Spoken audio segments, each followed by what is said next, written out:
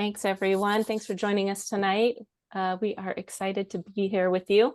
My name is Kristen Kohler. I am the president of the Reading League California, and we are here tonight to welcome wonderful Dr. Young-Suk Kim. She's going to give us a great presentation, and I'm going to give you a quick introduction, and then I'm going to turn it over to our vice president and director of events. We want to encourage you just to follow us on social media or check out our website. You can see our event calendar on the website, so you won't miss anything if you're interested in following along with our events. We are an all-volunteer nonprofit organization run by educators, administrators, and passionate literacy experts from all over California. Donations and membership dues go right back into our organization, so we can continue to bring you free, high quality content that increases the knowledge about the science of reading throughout the state. Tonight's event will be recorded and we will send it out to registrants with all the follow-up information. And we'll also post it on our website, and we do have a YouTube channel. So if you don't follow that, you can follow that as well. Dr. Kim will take questions at the end. So if you drop your questions in the chat, Leslie and I will collect them and we'll just sort of group them and prioritize them. And as much time as we have left at the end, we will be able to ask a few questions. So now I will turn it over to Leslie, who will introduce our speaker. Well, hi, everyone. Thanks so much for coming at 6:30 on a work day. I know it can be rough, but we appreciate you showing up live and in person. So I don't normally do a long intro of our speakers, but I'm going to do a long one because you guys got to listen to this. Dr. Kim is going to be mad we did all this, but because she's so humble, but I want you to hear her background because it's incredible. Okay. So Dr. Kim is a professor and senior associate dean at the School of Education at UC Irvine. She was a former classroom teacher in San Francisco, and her research focuses on understanding language and literacy development and effective instruction for racially, ethnically, economically, and linguistically diverse children, and helping them build strong foundations to support their success in school and beyond. Her areas of research also include, okay, so get this: reading comprehension, reading fluency, listening comprehension and oral language, dyslexia, higher order cognitive skills, written composition, and reading, writing relations. She's worked extensively with monolingual children from various linguistic backgrounds like English and Korean and Chinese and Spanish, and multilingual children in the US. Her research has been supported by over $60 million in grants from the Institute of Educational Sciences, the U.S. Department of Education, the National Institute of Child Health and Human Development, and the National Science Foundation. Her work was recognized by several awards, including the 2012 Presidential Early Career Awards for Scientists and Engineers by President Barack Obama, for Developing Scholar Award, and Robert M., I think it's called Gagne Research Award at Florida State University. She currently serves as the editor-in-chief for the Journal of Scientific Studies of Reading and the chair of the Vocabulary SIG for the American Educational Research Association. Oh my God, how does she even have time to come tonight? She serves on the steering committee, advisory board, and board of directors for several prominent national and international organizations, and she's on our advisory board as well. And you guys, we are so lucky to get this kind of expertise tonight. So I'm really excited to welcome Dr. Kim. Thank you so much for being here, Dr. Kim. We are so excited to have you here and to listen to all of the wonderful research you're going to share with us tonight. Well, thank you so much. As Leslie said, I know it's after work, and I know it's a long day. So I really appreciate everyone's interest in this. So I'm gonna share. Let me see. There you go.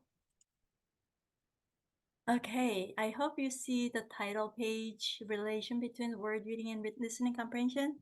Yep, We do. I can see that. Okay, great. Thank you. So I do look at reading and writing, and this particular piece was published, I think, last year. It was actually Kristen actually, I think, noticed it and wanted me to talk about it. So I thought, I'll give it a try. So let's see. All right, so we're gonna look at the relation between word reading and listening comprehension. So we know the simple view of reading, everyone knows it. What it says is that, listening comprehension and word reading really essentially explain how we do in reading comprehension, right? And studies after studies in different languages and writing systems have supported this model. So it's a powerful model. So word reading and listening comprehension are so-called the two proximal skills, and you'll see what is meant by proximal skills later that predict reading comprehension. Now, recent studies, not the studies earlier, but earlier studies, more recent studies measured word reading and listening comprehension more precisely, meaning without measurement error. And what they found is that essentially they explain how children do in terms of the majority of variance, meaning like almost all the variance, almost all explanations in how children do in reading comprehension. Now, one important piece that's notable here is that the vast majority of the studies that looked at the simple view of reading, and there are a lot, they focused on the independent roles of word reading and listening comprehension. So that means, okay, word reading, does it explain how children do in reading comprehension over and above listening comprehension, and vice versa? Listening comprehension, does it explain how children do in reading comprehension over and above word reading, right? So are they independently contributing to reading comprehension? That has been the primary focus. But people have not paid a lot of attention, but there has been consistent pattern that studies have shown that in these studies, they've reported quite substantial relation between word reading and listening comprehension. So they're related, but they're not weakly related. They're at least moderately, if not strongly related. So what I'm showing you here is, a few studies, that looked at English-speaking children, as well as Greek-speaking children and Romanian-speaking children, Chinese-speaking children, just so to give you an idea that this is not a phenomenon that's limited to a particular set of languages, right? So word reading and listening comprehension are related. So what does that mean? So this is showing the relation of two variables that has a correlation of so-called 0.50. So the relation can be 0. That means there's no relation on how you do in word reading and how you do in listening comprehension. If the correlation is 1, it's a perfect relation. How you do in word reading really, exactly corresponds to how you do in listening comprehension. But 0.50 is not perfect, but it's not 0. It's just right in the middle. If you look at this figure, it shows, right? What you notice here is that children who did well in word reading, so on the x-axis here, say this is children's score, right, in word reading. Those who do well in word reading, those who have a higher score in word reading, they also tend to have a higher score in listening comprehension, right? So you see the trend.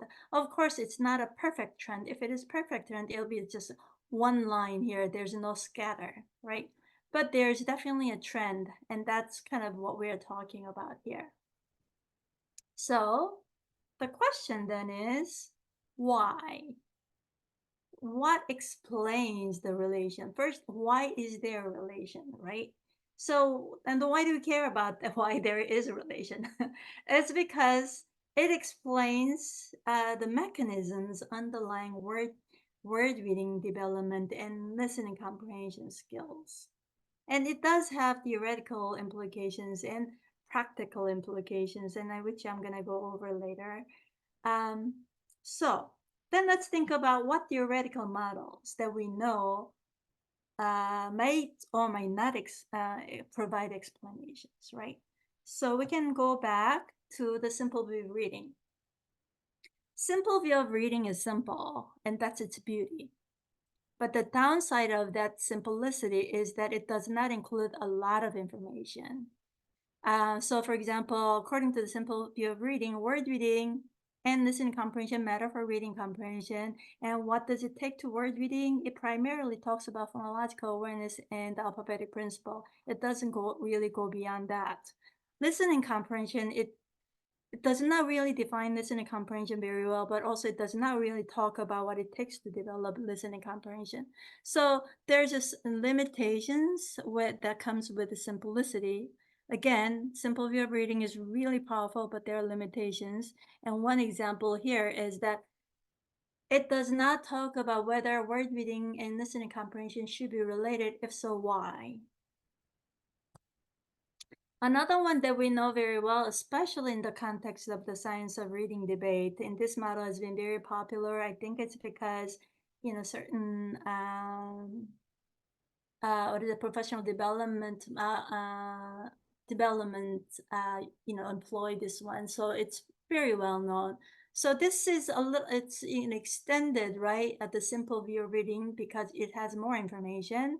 So the Scarborough's reading robe, as you know, it now specifies, okay, language comprehension. What do we have? We have what's called a background knowledge that includes knowledge of facts and concepts. It also has vocabulary that includes depth of vocabulary, precision, etc. It also includes language structure. It also includes verbal reasoning, such as making inferences. It also includes print concepts.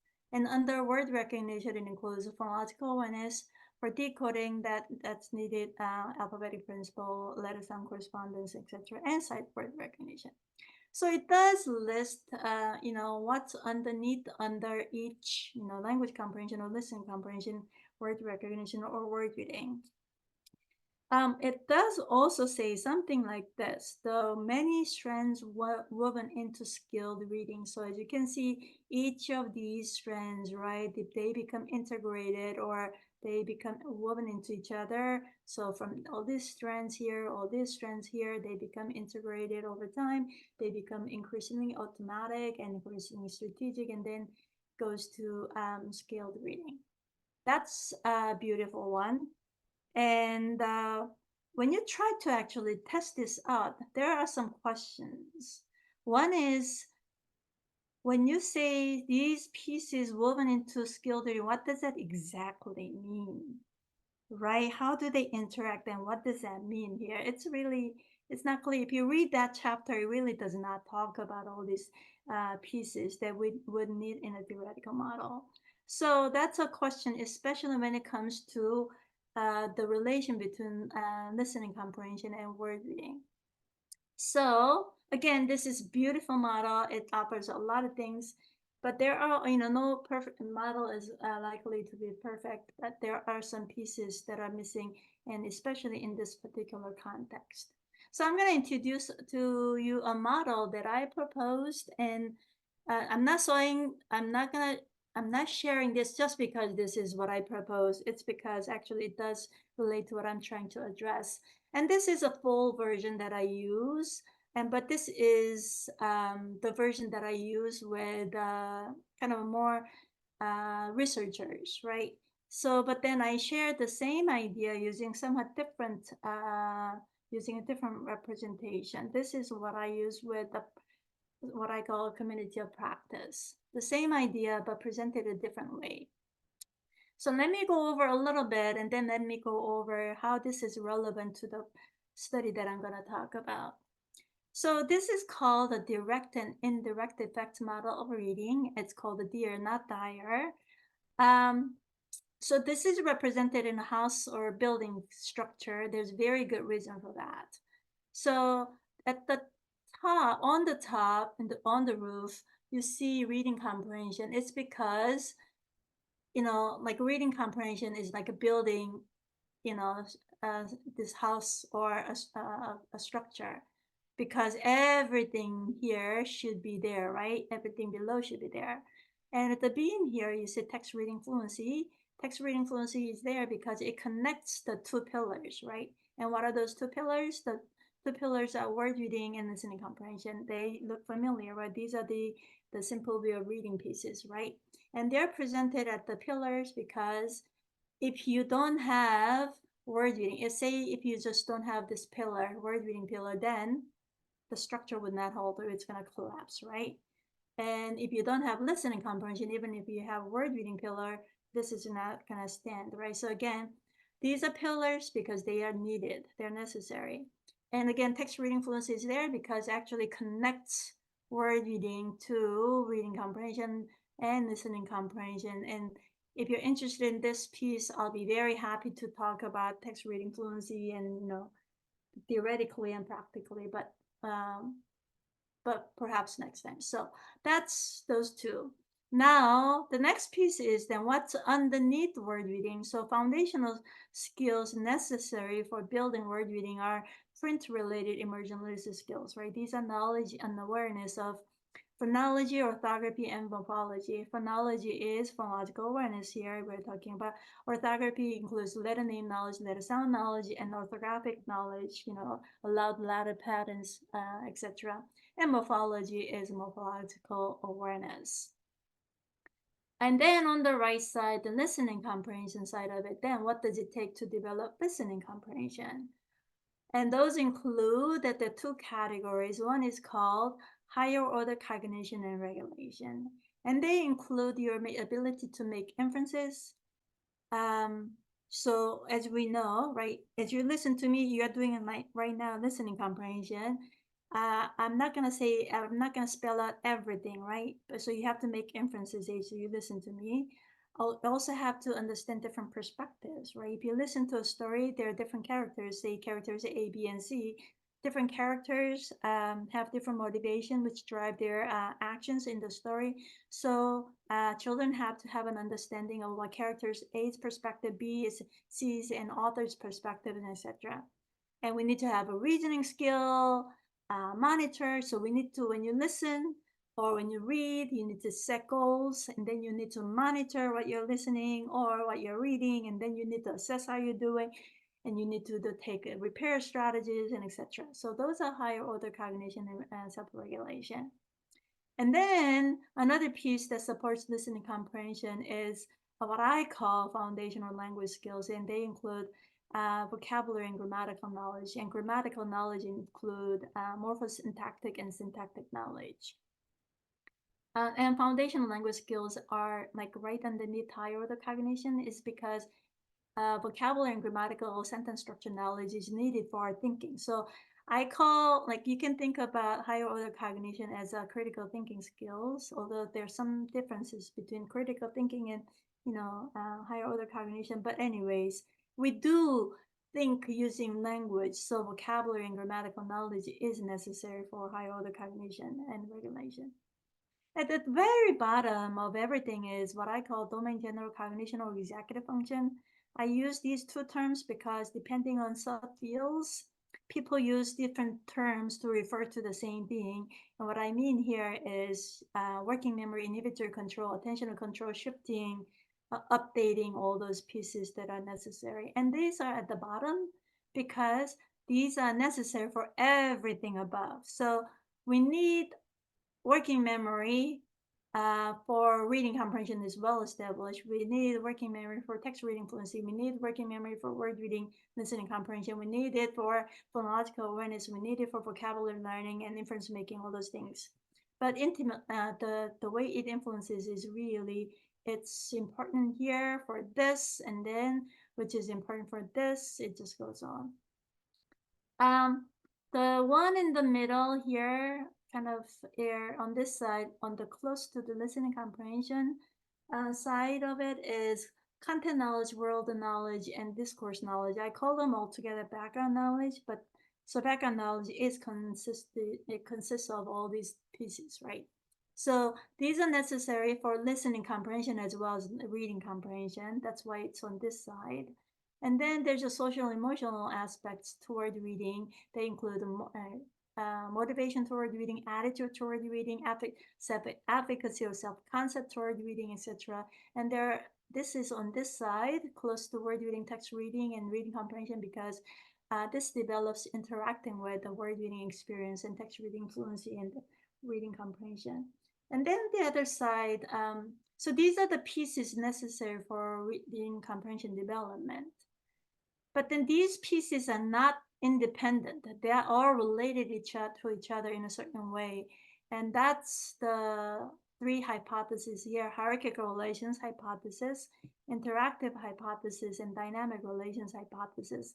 I'm not going to go over these today because it's not really directly relevant except for the hierarchical relations.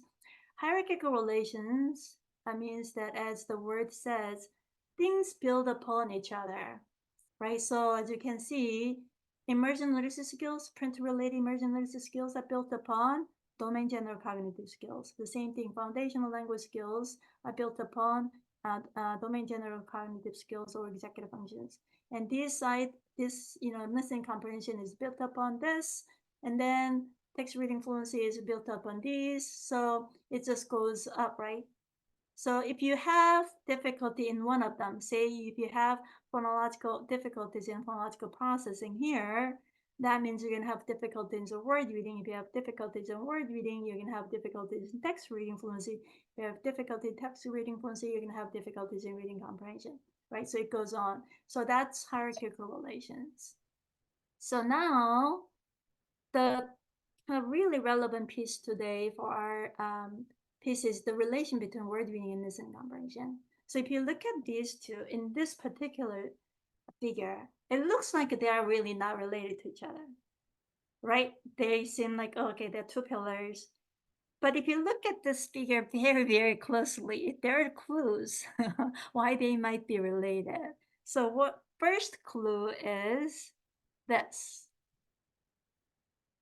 They're both built on domain general cognitive skills or executive functions. So that means, so if word reading relies on executive function, listening comprehension relies on listening, the executive function, then they should be related, right? Just because they rely on the shared things, right? That's one reason why they would be related, at least according to this model. Another reason is this part.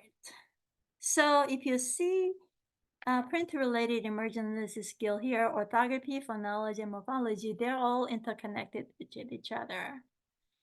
But then if you look at this part, the connection here, so morphology is important to word reading, right? And here it said morphology is related to vocabulary and grammatical knowledge. Of course, this is going to be related to listening comprehension, etc. So they're not actually independent, right? These pieces are not independent. They're going to be related. So if word reading and listening comprehension rely on morphology, then they should be related, right? So that's kind of the hypothesis that I had based on this model, and I wanted to test whether that's the case. So just to illustrate very concretely, I know the audience here know all these things that I'm going to go over in the next couple of slides, but just to make sure we're on the same page, I thought I would share this one. The first one is the role of morphology in word reading in English, right? So we know this one. Morphology is important for word reading and spelling in English. So if you look at the left side, right? So reach and react. It has both the same letter sequence EA, but we pronounce them differently, right? One is reach. We treat EA as vowel theme or vowel digraph, whereas react, we don't, right? On the other side, washing and dishonored, it's the same SH sequence, but we pronounce them differently, right? The first one, we treat SH as a unit, right? As a digraph, whereas in dishonor, we don't, right? The difference between the first row versus second row is in differences in morphological structure, right? The first row, well, let's see, react or reach and react, right? So the reason why we read it as react is because this is composed of two morphemes, react, whereas reach is not. Washing and dishonor, they're both composed of two morphemes, but morphological, the segmentation occurs right after this, right? Washing, whereas this one is dishonor, right? So morphology matters in terms of reading and spelling in English because in English, spelling not only reflect phonology, sound, but also meaning, morphology. Finnish does not follow this, for example, but English does, and many other languages in the world do. And English is one example. So morphology matters for word reading and spelling, as we know. The other piece, the connection that I showed you, morphology and vocabulary connection, we know this all very well. So if you know the meaning of phone, you will likely be able to infer the meaning of all these words that includes phone as a clue, right? Same thing with the min here. If you know the meaning of min here, you're likely to be able to infer the meaning. The same thing, these are the compound word.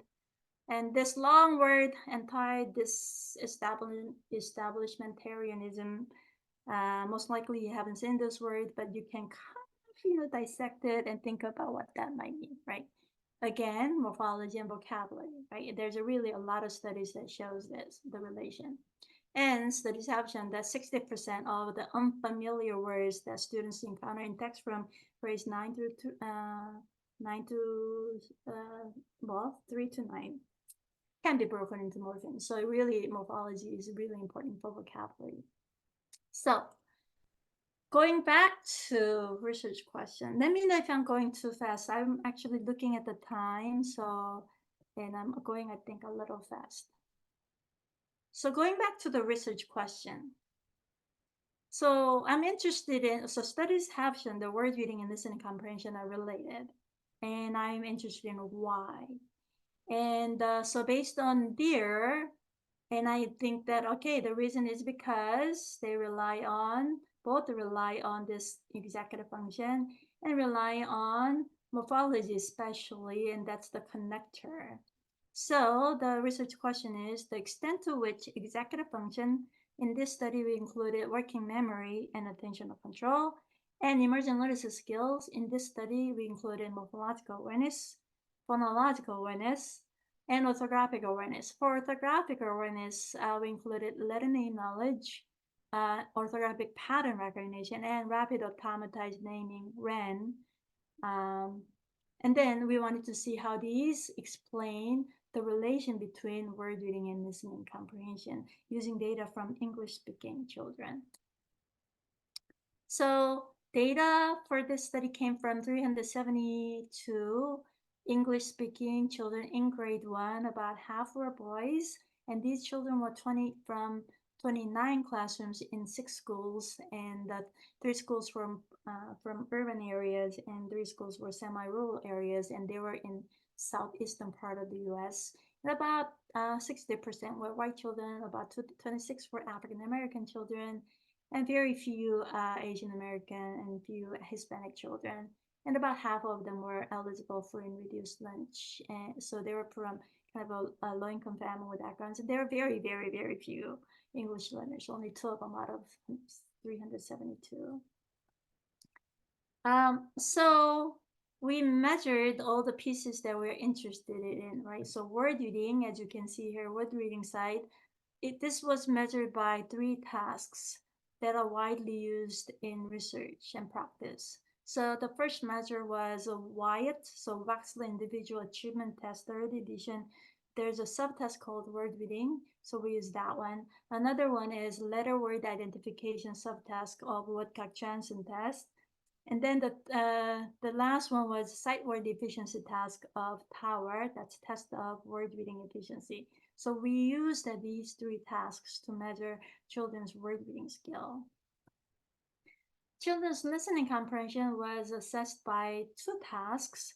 One is called the listening comprehension scale of oral and written language scale. It's called OWLS. And then the other task was oral comprehension subtest of Woodcock-Johnson 3rd edition. If you have any questions on these measures, let me know. Sorry, I just realized I skipped. So in word reading task, kids saw a list of words in isolation. They were asked to read the words out loud. In listening comprehension, they heard sentences and stories, or kind of sentences, and then they were asked comprehension questions, or they were asked to fill in blanks.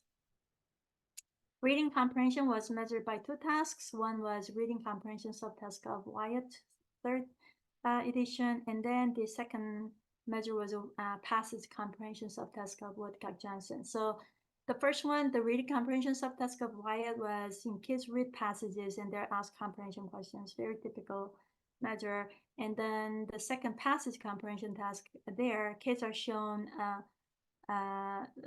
sentences and then they're all closed, so they're blanks.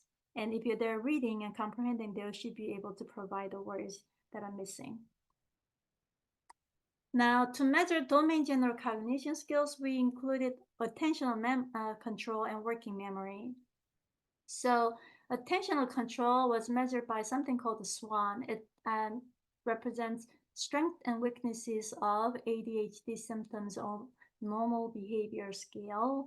And this is a rating scale, and it includes 30 items, and then each item is rated on a 7-point scale, 1 to 7. And the teacher rates for each child in the study.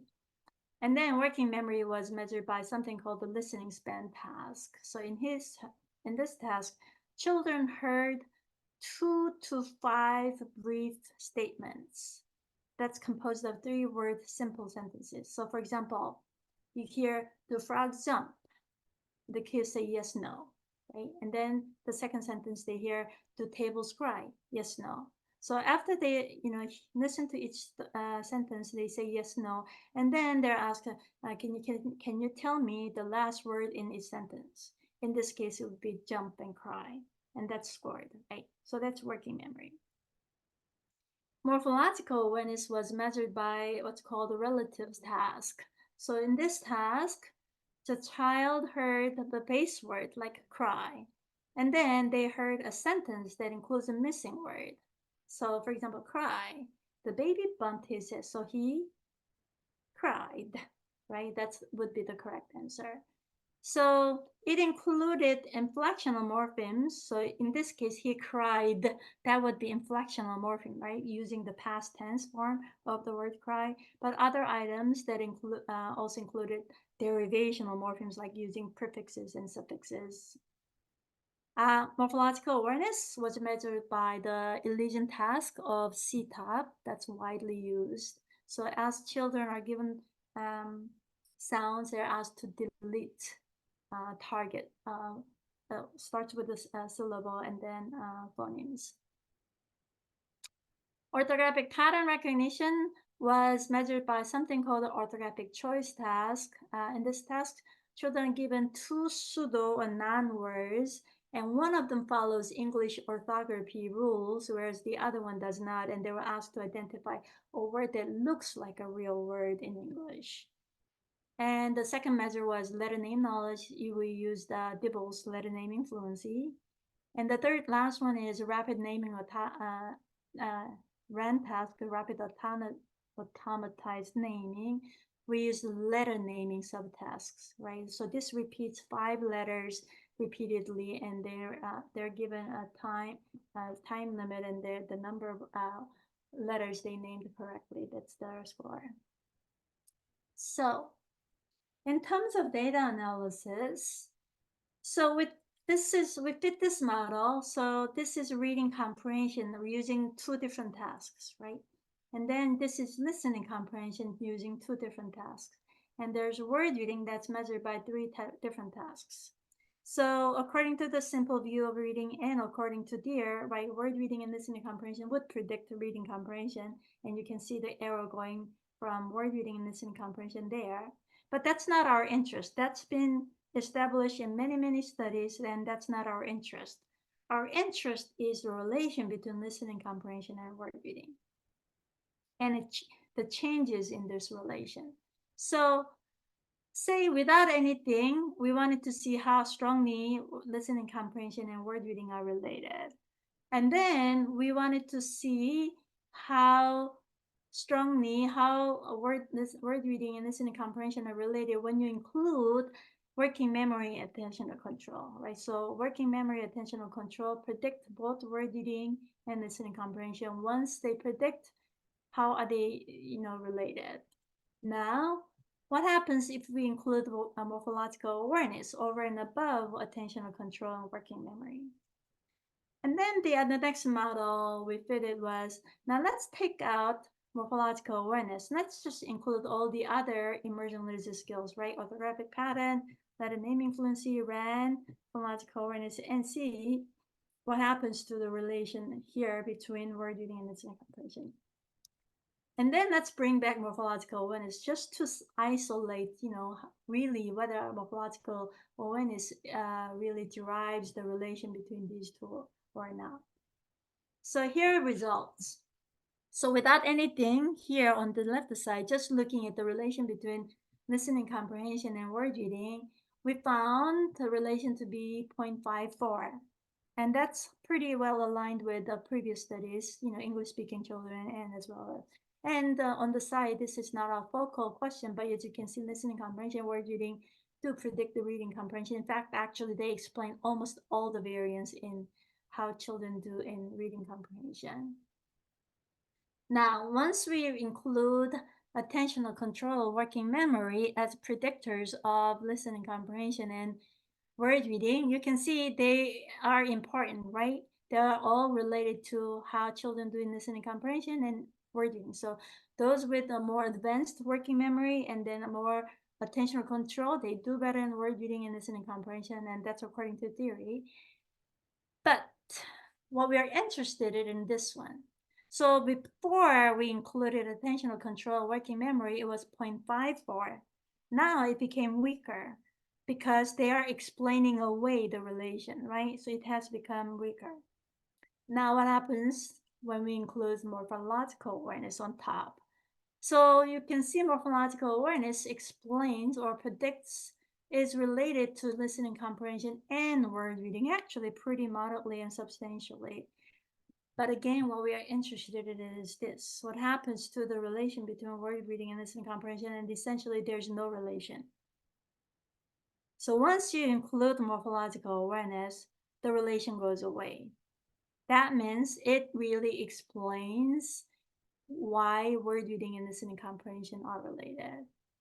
So in this model, we took away morphological awareness and wanted to see what happens if we just include the other immersion literacy skills. And they do predict as theory hypothesizes, right? But again, what we're really interested in this piece, you can see it's not 0.54, the original strength, but it is weaker. So because they do explain, but not as strong as morphological awareness, right? So it's actually 0.22, and then I didn't show the solid line. Solid line means statistically significant, and dashed line means not statistically significant or meaningful.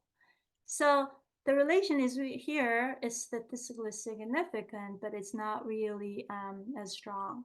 Now, once bring in morphological awareness, now again, this relation disappears. So that means this really, morphological awareness really explains away the relation. So I'm gonna recap. The question is, okay, studies have shown that word reading and listening comprehension are related. What explains? How about executive function and immersion literacy skills, especially morphological awareness? And what we found was that word reading and listening comprehension is moderately related, and that's really aligned with or convergent with a large body of studies. When we included working memory and attentional control, it became weaker because they explain away the relationship. They chip away, right, the relation a bit. But then when we include morphological awareness, it's really explaining away all the relation.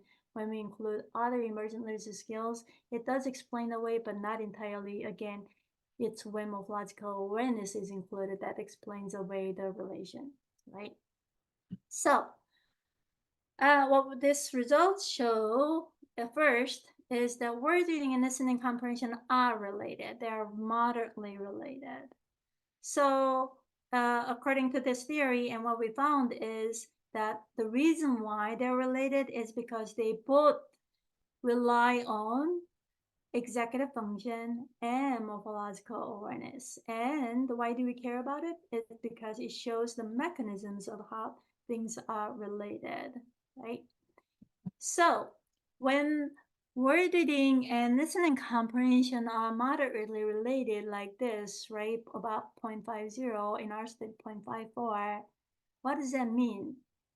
You can see here in the scatter, right? You can see those in the all oval here, right? And those here, these dots here, that means many individuals' performance level in word reading and their performance level in listening comprehension will be similar. If they do well in word reading, they also do well in listening comprehension. If they don't do as well in word reading, they also don't do well in listening comprehension, right? Why? Because they also are, they're built on the same things, which is executive function and morphological awareness, right? So if they do have high working memory and they have good attentional control and they have advanced morphological awareness, in addition to orthographic awareness and morphological awareness, phonological awareness, then they do well in both word reading and listening comprehension. That's why they appear to be related, right? Word reading and listening comprehension are related. But this relation is not perfect. It's not a relation of one. It is a relation about 0.54 or 0.50, right? So that means there are some children whose performance in word reading and listening comprehension are discrepant. So if you look at this quadrant, children on this quadrant and children on this quadrant, right? If you look at, for example, this dot, this child's word reading is actually relatively high, say like it's about like 60, right? But his listening comprehension is relatively low. On the other side, you can see here this child, for example, whose listening comprehension is relatively high, but his or her word reading is low, right? So we have children, some children whose performance in word reading and listening comprehension are not very strongly related, right? They're not really corresponding to each other. Well, why is that? According to our finding and also theory, is because of the dissociation between the skills that contribute to word reading and listening comprehension, right? So what that means is the kids who are here strong, relatively strong in word reading, but not as strong in listening comprehension, is that these children are weak in morphological awareness, but relatively strong in phonological awareness and knowing letters, but they're not strong in those that are necessary for listening comprehension, such as vocabulary or making inferences and etc. Right? These children here who are relatively strong in listening comprehension but low in word reading, that means they are also low in morphological awareness, but they tend to have more like a larger vocabulary size and higher advanced skills in making inferences, etc. But their phonological awareness and their letter name knowledge, etc., may not be as strong. If you think about, for example, some children who struggle with word reading despite high listening comprehension, like those with dyslexia, for example, right? They would fit into this kind of category. But the commonality is both the groups of children are likely to be weak in morphology because they are the linking. Morphology is the linking piece for word reading and listening comprehension. So what does that mean? I'm I want to recognize that this is a correlational study. This is not a study that looked at the instructional morphological awareness and what it does, but at least the theory and at least based on the current study and a lot of other studies, right? What we know is that morphological awareness does support word reading and listening comprehension, right? So morphological awareness is placed here because it's necessary for word reading. Morphological awareness connects to vocabulary, which is important for listening comprehension, right? So it supports word reading and listening comprehension, and therefore it would support the reading comprehension, right? In our meta-analysis, yes, it's 24. We conducted a study of all the existing studies that are published, looked at how morphological awareness is related to phonological awareness, orthographic awareness, word reading, vocabulary, listening comprehension, and reading comprehension. The morphological awareness is all moderately related to all these different things. And according to then, the question is how, according to this model, morphological awareness is related to word reading, and word reading relates to text reading fluency and reading comprehension. And then morphological awareness to word vocabulary, to higher order cognition, to listening comprehension, text reading fluency goes this way, right? So there are studies that looked at these different pathways. There are several, not a lot, but there are several studies that show the pathways. For example, in our study, we found that morphological awareness explained or predicted word reading, which explained students' performance in reading comprehension. And morphological awareness was related to vocabulary, which in turn was related to listening comprehension, which was then again related to reading comprehension. Also, Michael Kiefer also showed that they didn't include all the other pieces, but what they included was that they looked at the relation of morphological awareness predicting text reading fluency, which predicted reading comprehension, and then morphological awareness predicted vocabulary, which in turn predicted reading comprehension. Also, there are intervention studies or experimental studies, and Amanda Goodwin and her colleague looked at these intervention studies, and they found that when you teach morphological awareness, it improves not only morphology, knowledge of morphology, but also phonological awareness, children's vocabulary. It improves children's word reading and spelling for typically developing children. Now, when they looked at children with literacy difficulties, it improved, all these different pieces, right? Phonological awareness, vocabulary, word reading and spelling, and reading comprehension as well.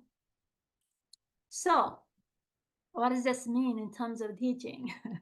I would say these together, right? Literature together really points to the importance of teaching morphological awareness. And I've seen curriculum, I've seen classrooms teaching morphological awareness. But what I have seen majority of the times, and also the, Amanda Goodwin's meta-analysis that I mentioned, the vast majority of studies teaching morphological awareness occurs in grades 3, 4, 5, 6, basically in upper elementary. There are very, very few studies teaching children morphological awareness in earlier grade.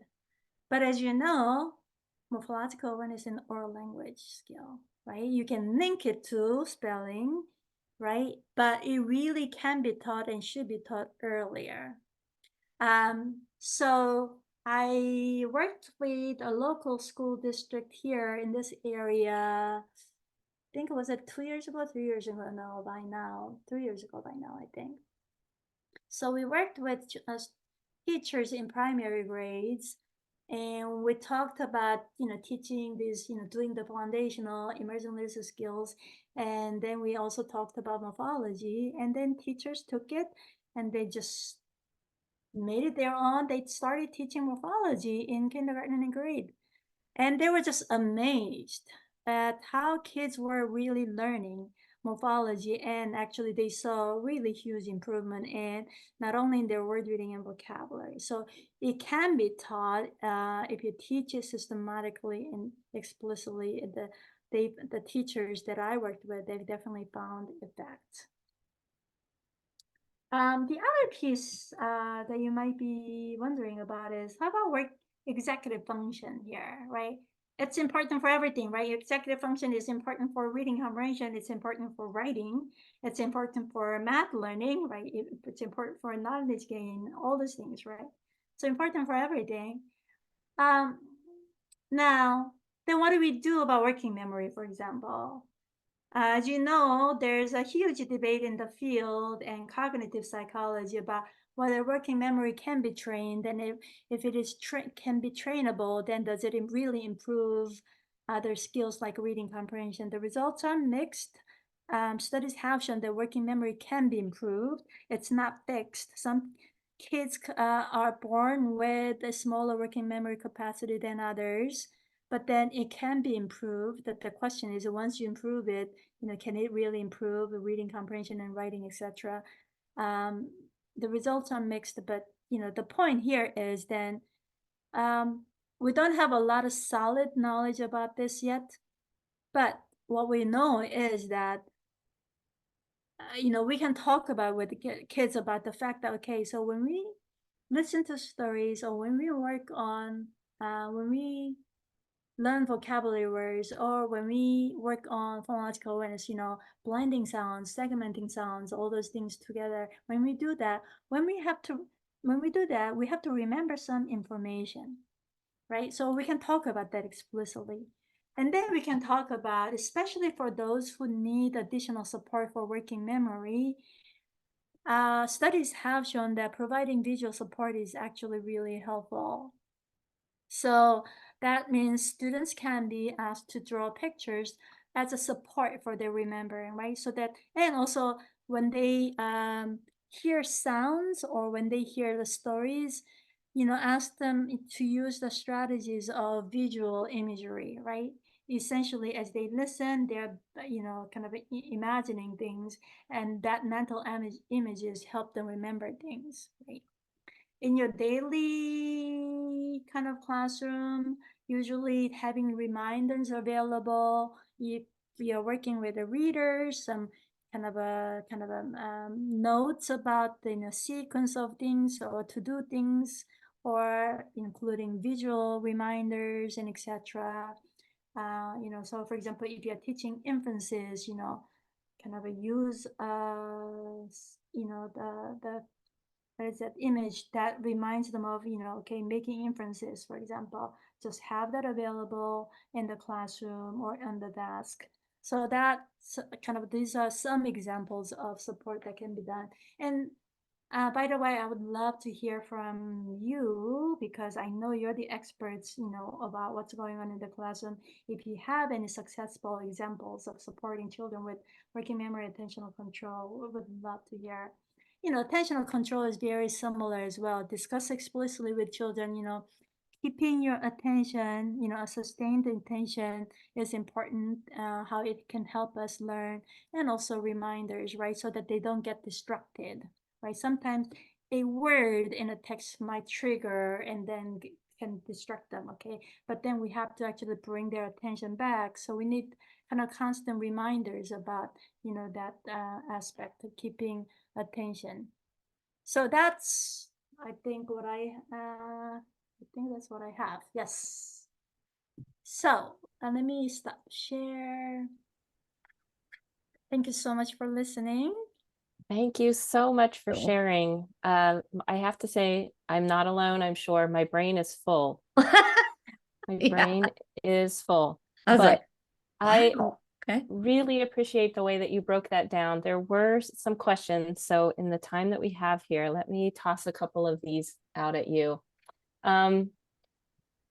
So let's see if I can kind of group these together. Well, starting with Rachel, a lot of the folks want to know if you're willing to share slides in a PDF or something.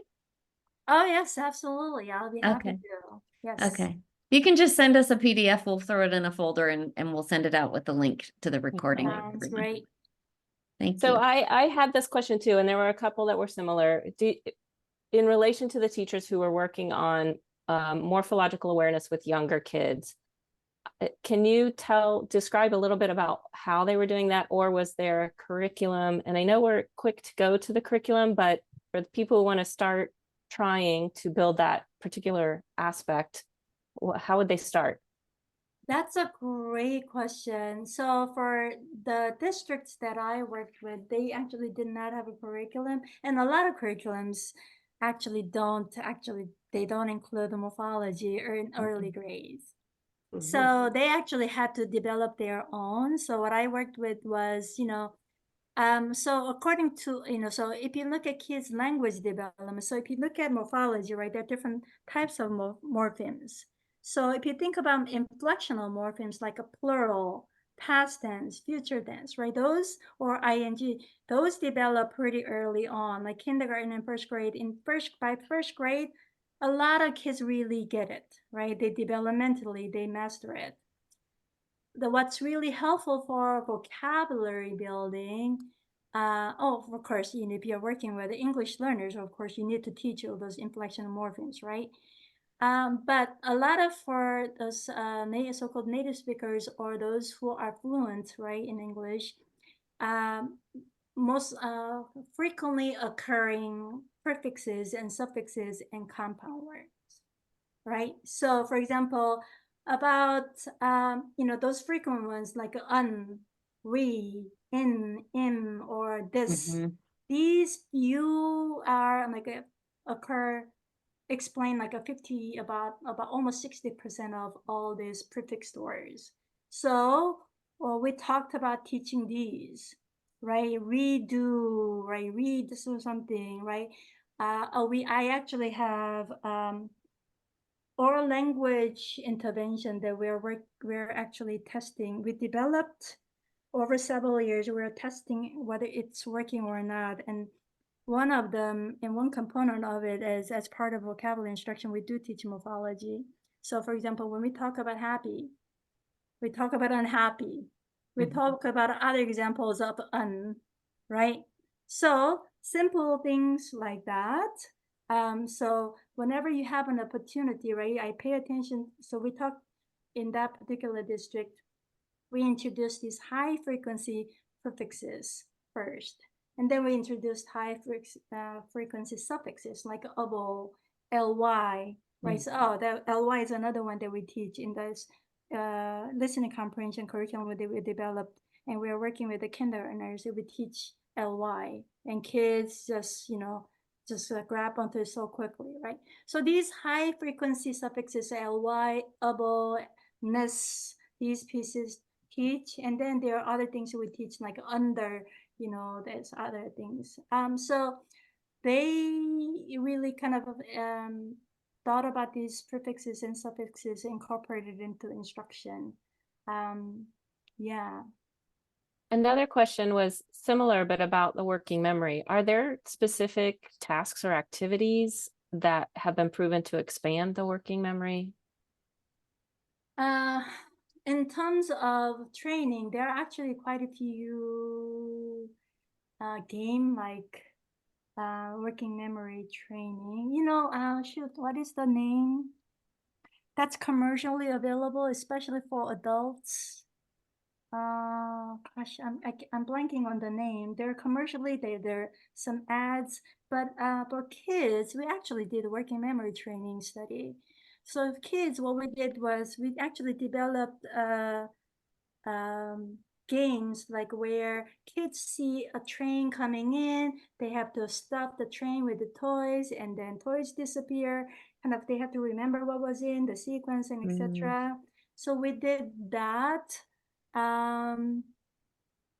Other training, the ones that I used with, I don't know how young. There's something called the NBAG. It actually is complicated, and I don't know whether the researchers have worked with young kids on that one. But that's a really good question. There are, I think by now actually, there are studies. There are actually grant-funded projects that have developed some working memory training, and I'm not sure whether they're freely available. I can check whether they're freely available, but there have been definitely efforts in that line. Great.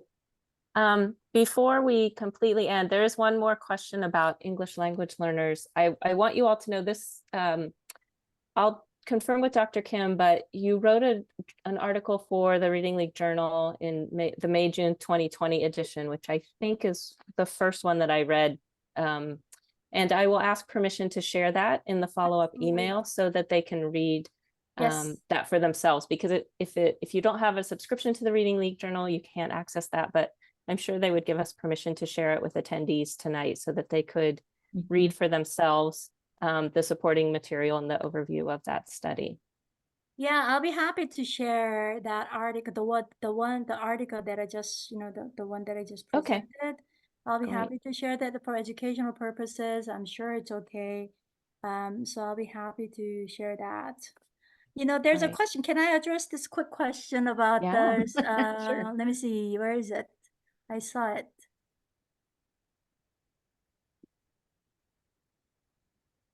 Oh, there was a word. Is there an error kind of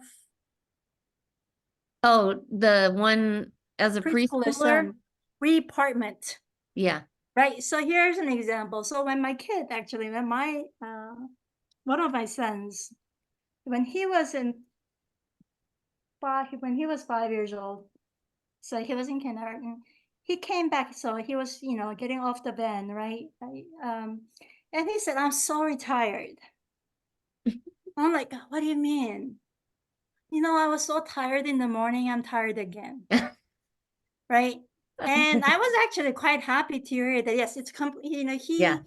he incorrectly inferred, but it, you know, he was using the clues in the word. He was inferring the meaning, right? So I'm saying this because in that example, repartment, I wouldn't care about whether, you know, that's incorrect or not. The fact that he's using is really good Yeah. sign. I would just go back, oh, that's really good. You know, in this case, what that means is right. Mhm. So that's actually the kind of things you can actually make it into a game when you teach, especially when you work with young kids. Yeah. Nice. Thank you so much. I'll collect these questions and share them with Dr. Kim. Let me share screen really quickly so you can see what's coming up around the Can corner. I share something Yes, about, so I'm a kindergarten teacher, and just recently in my kindergarten class, sometimes we read fiction, sometimes we read nonfiction. My students can decode CVC words.